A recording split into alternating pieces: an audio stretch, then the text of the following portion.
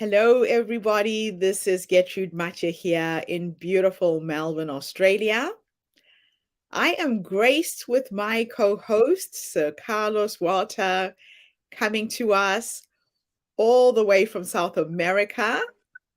And we are creating a podcast which doesn't have a name yet, but it will unfold as things unravel. I met Dr. Carlos almost 15 years ago. I had a recruiting agency in Wellington, New Zealand. I was bringing health professionals and doctors to New Zealand. And I was trying to persuade him to come and work in New Zealand. We stayed in touch for all these years through LinkedIn. And every once in a while, he would pop up on my feed and I would see something he's posted and react and respond. And every year I would get a happy birthday message. And it so happened that this birthday, on the 31st of May, Sir Carlos popped up again. And I reached out and said, let's have a podcast interview. Let's meet for a virtual coffee. And I discovered aspects about him. And I feel like I'm still peeling an onion, and there's layers and layers and layers. So Carlos, I'll ask you to introduce yourself. Tell everybody exactly where you are, what has inspired you to collaborate with me on this podcast. Okay, thank you. Thank you, Gertrude, for inviting me to be part of this. Telling about myself is not my biggest hobby because I tend to move and change and evolve from moment to moment. But I can define myself a spiritual activist. And what I mean by that is a facilitator for the consciousness that I think we need to empower our youngsters and our elders to come to realize fully that we're not in a material experience only on the planet, but we're in a spiritual experience, on a spiritual evolutionary process that has a goal. And I believe that goal is peace. It's peace on earth, but peace begins in my heart. So it's peace within. And as the Tibetans say, no harm to anybody. Then we can experience this state of peace from where, when we analyze the situation of the world. And here I have to add that I was trained as a psychiatrist and look at it through that prism. It is an insane moment of history. Maybe all moments have been insane, but this one, thanks to the telecommunications and the social media and the instantaneous presence that we can affect that experience, looks very sick. A war in Europe, the like, it hasn't happened in 80 years. An inflation in the United States that hasn't happened in 40 years.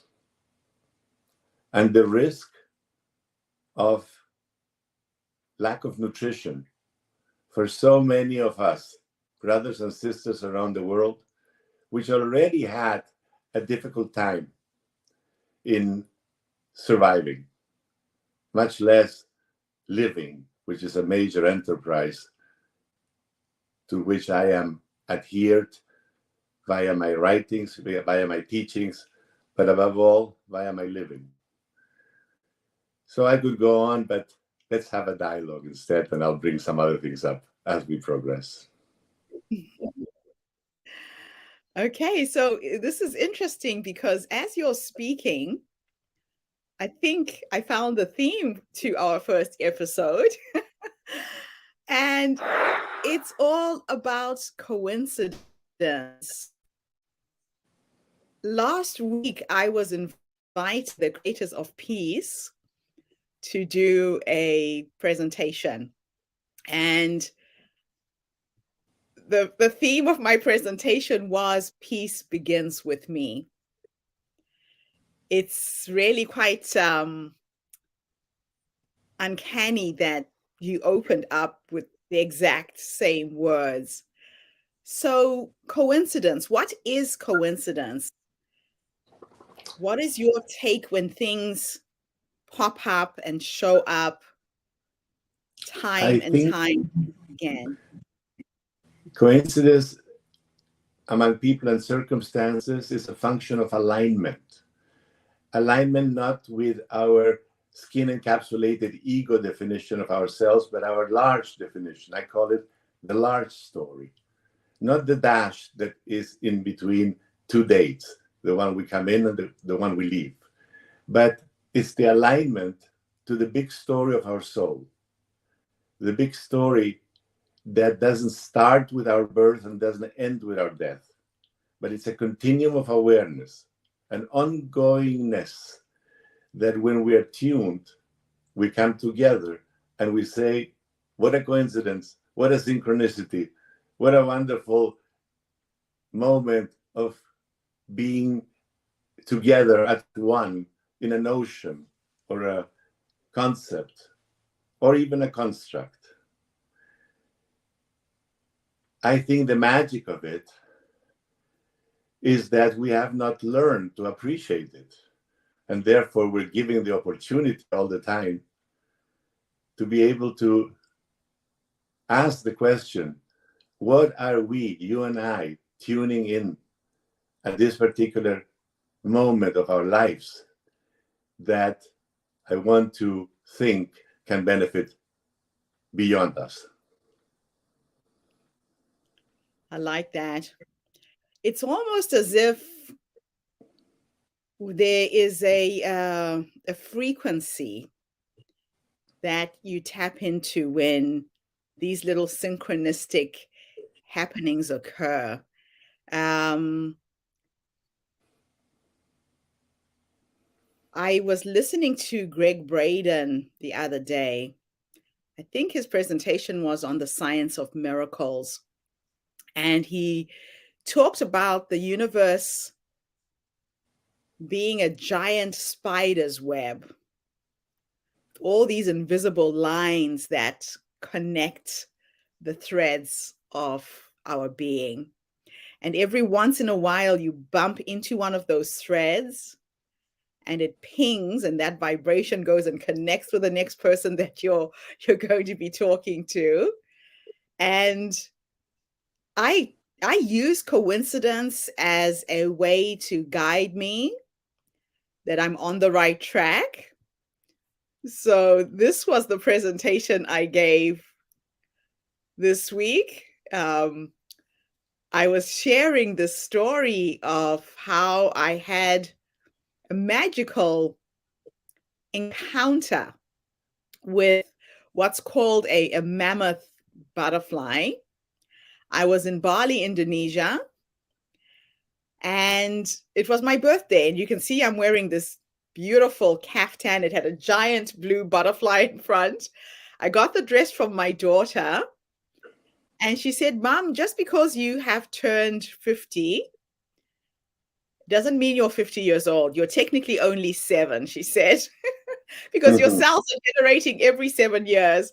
So I want you to have fun. I was in the spa getting massage every day, just relaxing.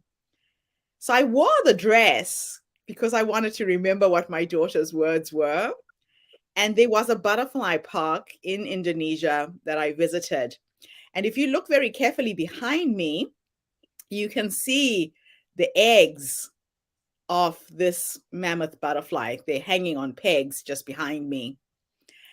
And there was a man giving a demonstration. He was talking about this mammoth butterfly, and he had it in his hand, and he talked about how it comes out of its cocoon. It doesn't drink, it doesn't eat. It only lives for 5 days, and then it hatches all its eggs and it dies. And as he said this, the butterfly jumped onto the palm of my hand, onto my head. And you can see I was pretty distressed. I was screaming, saying, take it out, because I thought it was defecating in my hair. I could feel the moisture going into my hair. And he said, stay still. This is just absolutely beautiful. I've never seen anything like this. It's hatching its eggs. And this beautiful creature downloaded millions of eggs in my hair. They had to take out all the eggs with tweezers.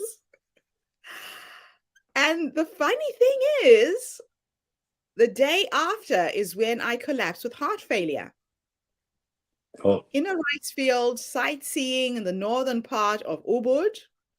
Ubud is a very spiritual place in Bali. yes, I've been there. Have you been there?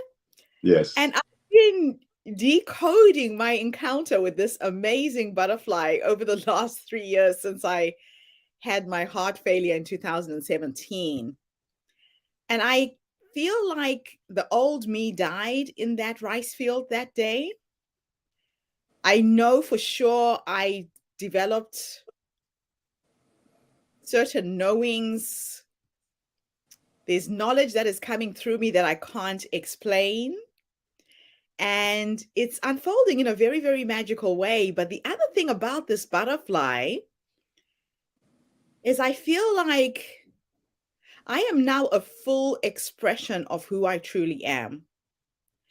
I had lived most of my life holding back, mostly because of my marriage, my culture. And now I have been unleashed into the world, and this is the full version of me. It's almost like I came out of my cocoon and I'm spreading my wings, and I feel so full in my skin is the only way I can describe it. Well, It's your smile represents you totally. Because as you were speaking, I was looking at your smile, and you could have put any words there. The message came through. oh, fantastic. Fantastic. And life should be like this, right? A lot of times we live as shadows of who we truly are. You started off in the medical profession. No, Very, very different. No? Okay, so take us back on your journey. when I was about 7 years old, I had this imagination. There was a man in the neighborhood that was a shoe cleaner, and he was limping, and he had a piece of wood under one of his shoes. Very poor guy in Chile in the 50s. He would always come to our house and would call my mother cousin. Do you have anything for me, cousin? And my mother would give him clothes or give him food or give him money. He was like attached to our family. So my dream then was, how can I, from where I am, leave my body, heal him, come back to my body, and nobody would know what a secret service that was. Soon after that, maybe a year or so, my grandfather gathered the family, blessed everybody individually, told his wife of over 60 years, I won't leave you too long here. And after the blessings, he closed his eyes and he passed. Now, I didn't want him to pass. I was 8 years old. And I made a deal with God. I'm going to eat this chewing gum all night. And you know, a chewing gum after 3 or 4 bites loses its attraction. Mm. But don't take him. I want him here. So I ate this chewing gum all night, only to find out in the morning that everybody was wearing black and he had passed. So that was the end of my relationship with God. The transactional relationship, I do this, you do that. No, it didn't work. But what worked is that, I don't know if it's called meditation or vision or dream. They're all the same. They're phenomena in our consciousness. He came to me and he was radiant. And he said, "Don't cry.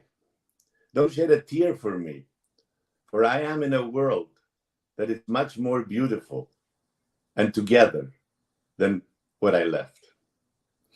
And having seen that, I incorporated the awareness of in between worlds, in between states, that which in Halloween is supposed to be transmitted as a veil that thins out, and there is no distinction between the physical existence and the etheric existence, to give it a name.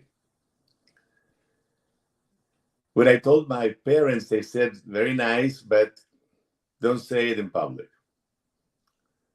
So here I am saying it in intimacy, because what is public and what is private if it's not crowned by the throne of intimacy? So I'm sharing it from there. And then I decided I was going to help people. And the form that looked the most possible was to become a physician. So I did. But I always had that consciousness of, we're not just the symptoms, we're not just the feelings, we're not just the thoughts, we are. And from that I amness, I think I have been pretty effective in waking up people through sickness and through health. That's interesting. My first knowings, I think, came when I was 6. I remember I had just started school and I was going to an all-Catholic school. It was a private school, the most expensive school in the country. My parents sent me there not because they had the money, but they realized that if they educated their kids, there was a chance that we would get out of poverty. We were taught how to knit, how to sew, how to crochet and make things to sell. So I literally came out of my mother's womb hustling to survive. And it was probably a week or 2 into school. We were playing in this beautiful garden. And the nuns had a way of creating these magical little gardens with fish. There was a fish pond. There was a grotto of the Virgin Mary holding baby Jesus. And I didn't see the nun coming into the garden, but my friends saw her coming and they ran away. She caught me and she beat me until I fainted. Wow, why? And I woke up in sick bay 20 minutes later, surrounded by a group of nuns, and I could hear the Mother Teresa shouting at this woman saying, "Why did you beat this child? We only have 2 Black children in this school. How is this going to look in the community?" And they told me to go into the chapel, do 10 Our Fathers, 10 Hail Marys, and my sins would be forgiven. And I remember at the age of 6 thinking, I didn't do anything wrong. We were playing, it was break time. But there was a sign at the gate that I discovered later that said, "Do not enter." So it was a private area for the nuns. So I go into the chapel and I recite this prayer. "Hail Mary, Mother of God, the Lord is with thee. Blessed art thou amongst women, and blessed is the fruit of thy womb, Jesus. Holy Mary, Mother of God." And the prayer didn't make any sense every time I recited it. So how could Mary be the mother of God and the mother of Jesus? So when I got home, I told my mom what happened. I got a beating again because my mother thought I was being naughty and I should listen to the sisters. And I asked her about the prayer. How could Mary be the mother of God and the mother of Jesus? It didn't make any sense. And my mother couldn't explain. She tried to explain that none of it made sense. My dad came home from work. I asked him. I couldn't get the answers I was looking for. And I was like a little dog with a bone. I was a very inquisitive child. I needed things to be explained. I needed things to make sense. And I remember My cousin was an amazing artist, and he was going through a religious revival, and he was painting these pictures of Jesus, and he would dry them on the edge of our house. It was the same picture of a white guy with a beard, blue eyes.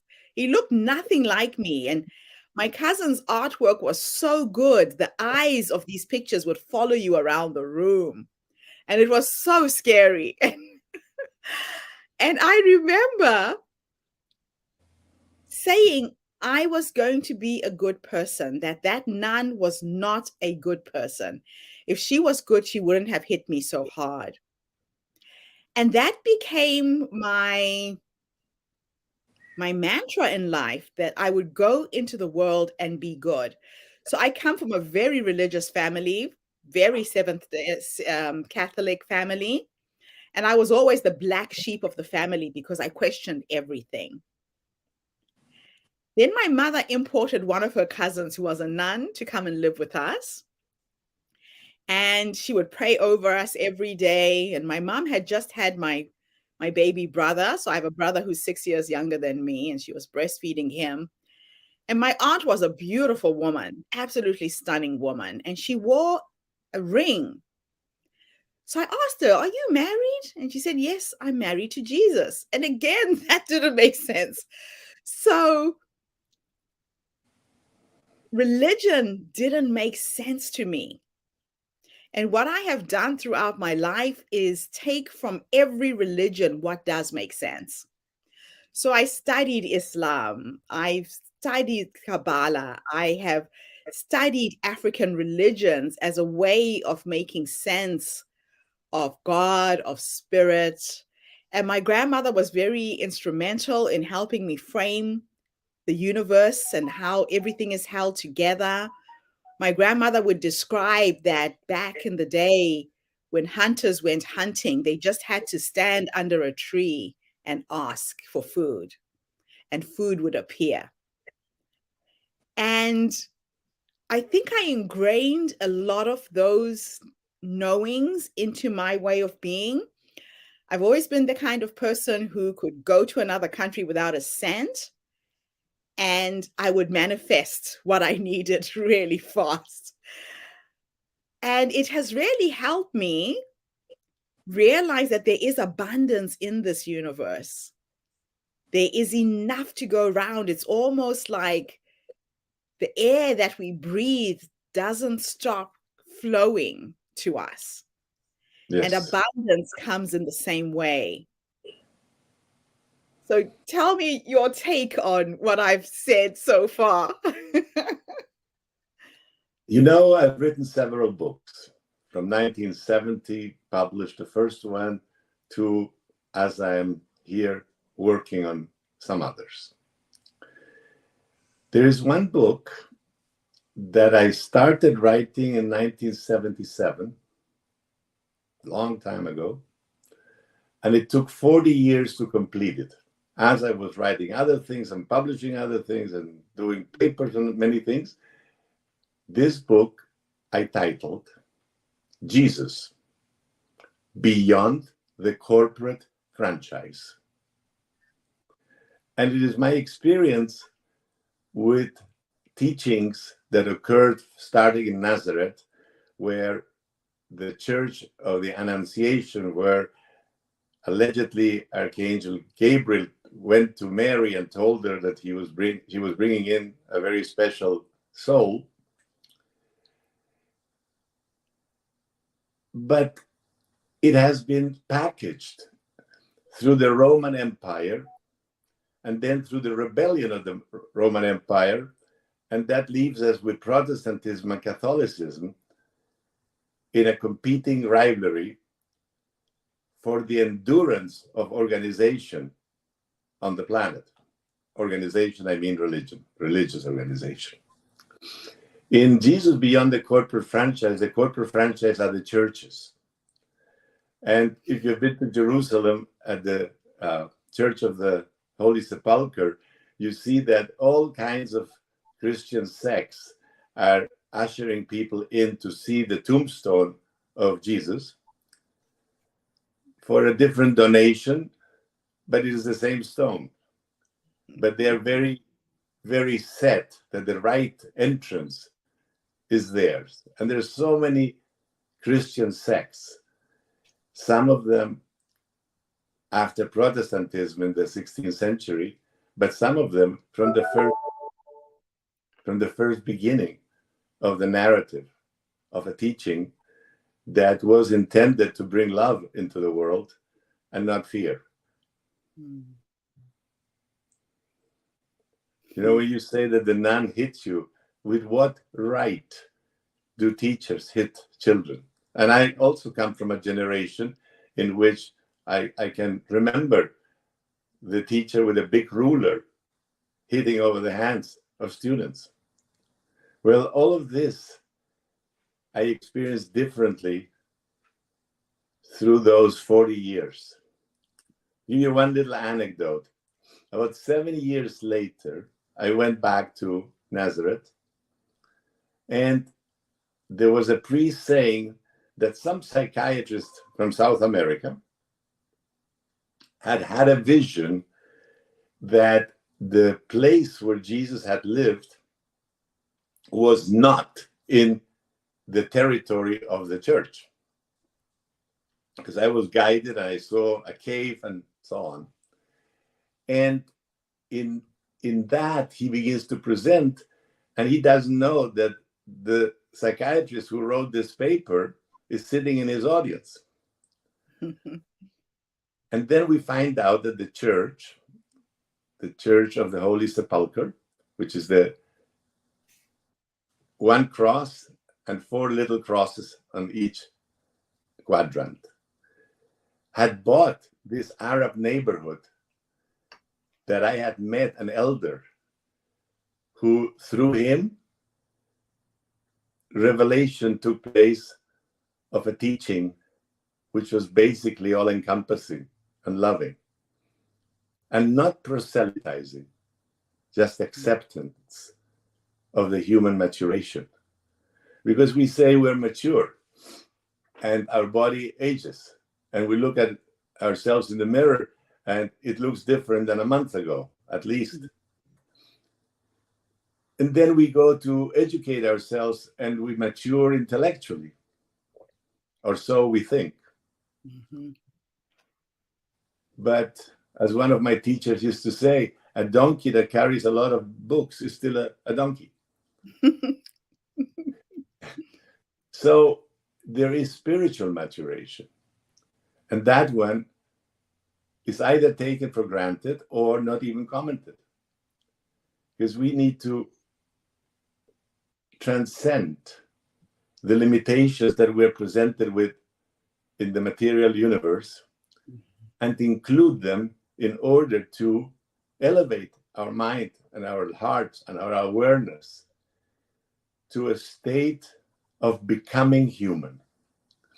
So I go back when you asked me about my presentation. I am a character attempting to become human over the last 75 years and many lifetimes before. Wow. Wow. That makes a lot of sense. You are a character attempting to become human. We all are. And spiritual beings having a physical experience. Well, that's a beautiful end to our first episode. Thank you. I love the way this went. I love how it unraveled. We'll be back again next week with yet another inspiring podcast.